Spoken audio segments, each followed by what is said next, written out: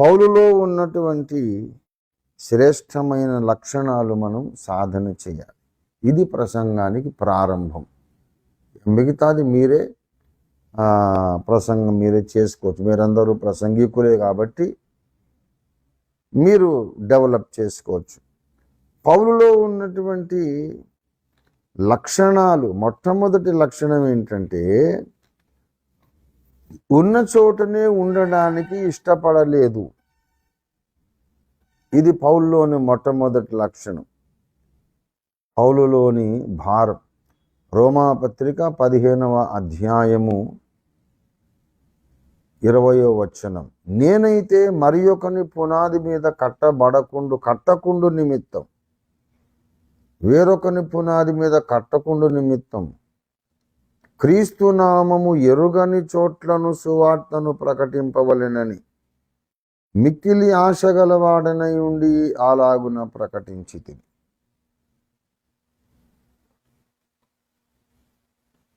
ఎంతసేపటికి పౌలుకున్న భారం, కొత్త స్థలాలకు వెళ్ళాలి, కొత్త వ్యక్తులకు సువార్త ప్రకటించాలి. వినేవాడు ఒక్కడైనా సరే 1000 మంది అయినా సరే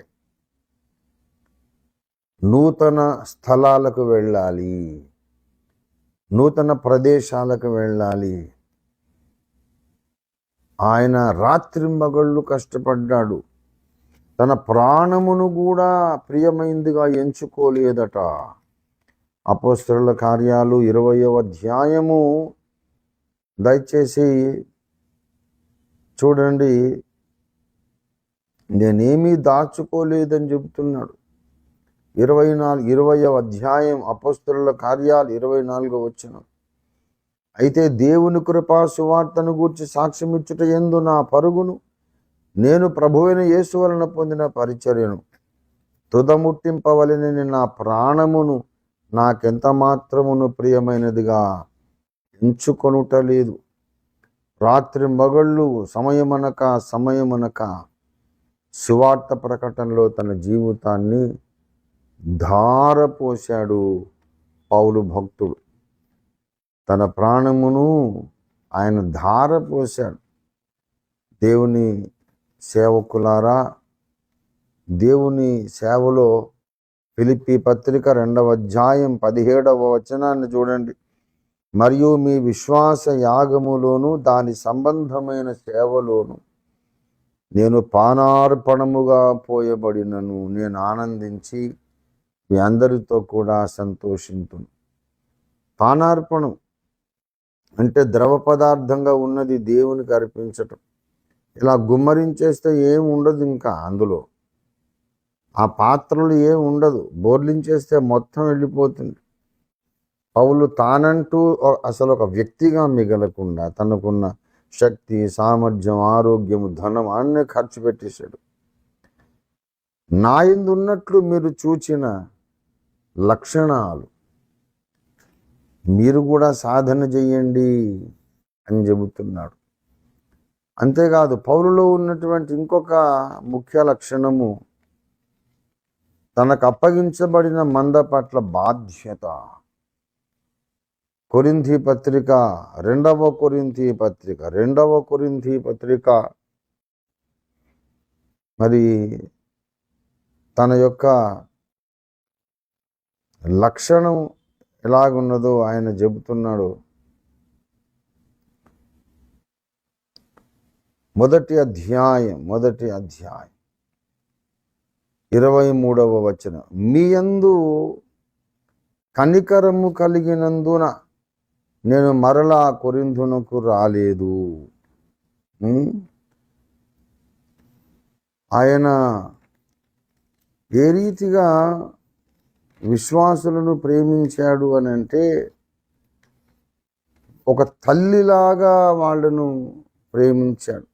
గలతీ 4వ అధ్యాయంలో చెబుతాడు, మీ కొరకు నాకు ప్రసవ వేదన కలుగుతున్నది. 4:19, నా పిల్లలారా, క్రీస్తు స్వరూపము మీ యందు ఏర్పడు వరకు మీ కొరకు నాలో మరలా ప్రసవ వేదన కలుగుచున్నది. మొదటి తెస్సలోనిక పత్రిక 2వ అధ్యాయము 7వ వచనం.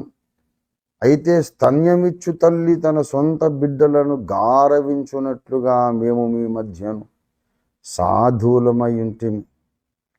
ఒకసారి ప్రసవ వేదన పడ్డాను, నేను మళ్ళీ ప్రసవ వేదన పడుతున్నాను అంటున్నాడు గలతీ 4వ అధ్యాయంలో.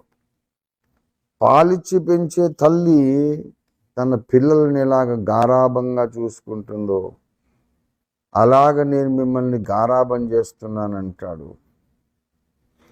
మనకు అప్పగించబడ్డ సంఘమును మనమంతగా ప్రేమించాలి, అమ్మలాగా ప్రేమించాలి.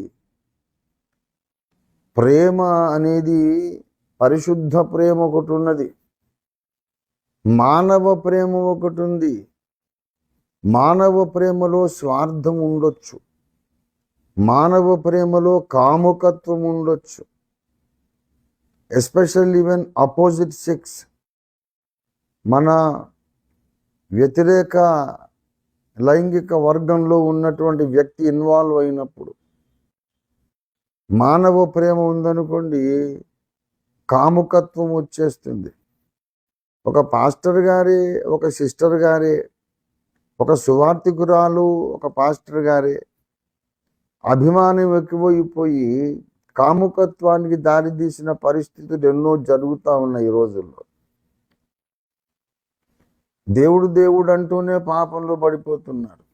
పర్వాలేదులే, దేవుడు దావీదును క్షమించలేదా అని ధైర్యం తెచ్చుకుంటున్నారు. ఇది తప్పు. ప్రేమ కలిగి ఉండాలి, కానీ అమ్మ తన కొడుకు మీద కామం కలిగి ఉంటుందా? కాముకత్వం ఉంటుందా? అమ్మకి ఉండదు. అలాంటి ప్రేమతో పౌలు భక్తుడు తన సంఘాలను ప్రేమించాడు. ఇవాళ లోకస్తుల నుండి సంఘాన్ని కాపాడాలి. కొన్నిసార్లు విశ్వాసుల నుండే విశ్వాసులను కాపాడుకోవాల్సి వస్తూ ఉంది. బోధకుల నుండే విశ్వాసులను కాపాడుకోవాల్సి వస్తూ ఉంది. చాలా బాధతో ఈ విషయాన్ని చెబుతున్నాను.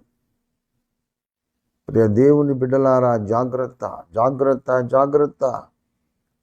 దేవుడున్నాడు, అన్ని గమనిస్తున్నాడు. ప్రతి చిన్న కదలికకు లెక్క అడుగుతాడు ఆయన. పౌలులో ఉన్నది దివ్యమైన, అవ్యాజమైన, మచ్చలేనటువంటి పరిశుద్ధ అగాపే ప్రేమ. పాలిచ్చి పెంచే తల్లి తన కొడుకును ప్రేమించినట్టు. అక్కడ ఇంకేం స్వార్థం ఉండదు, కాముకత్వం ఉండదు. అలాంటి ప్రేమతో పౌలు ప్రేమించాడు. నా యందున్న లక్షణాలు మీరు కూడా కలిగి ఉండండి అన్నాడు. సేవకులందరికీ ఇది ఒక హెచ్చరిక.